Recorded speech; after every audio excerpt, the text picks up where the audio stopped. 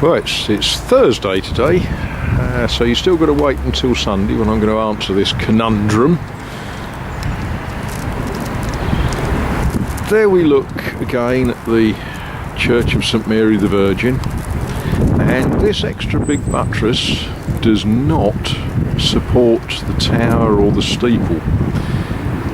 It's sort of halfway along the... hang on, what way round do we?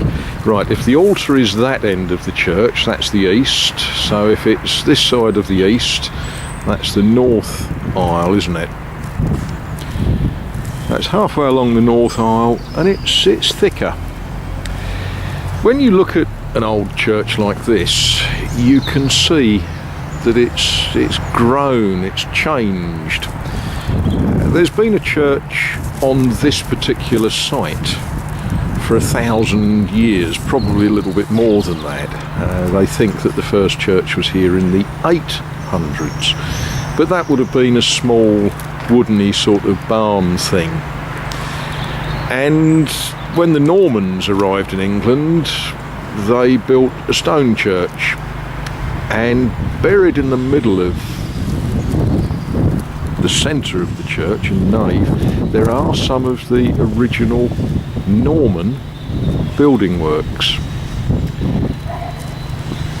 This part, the north aisle, I'm fairly sure someone told me it was built in the 1200s, but when it was built it didn't have those windows.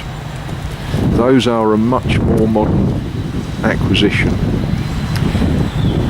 But it takes a lot of upkeep, and if I walk into the church, walk towards the church I should say, you can see that the fabric of the building has got a few problems.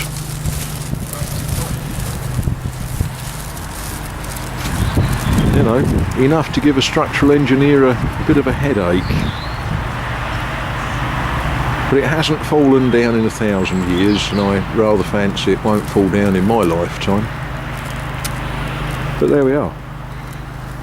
Old churches, wonderful, wonderful buildings.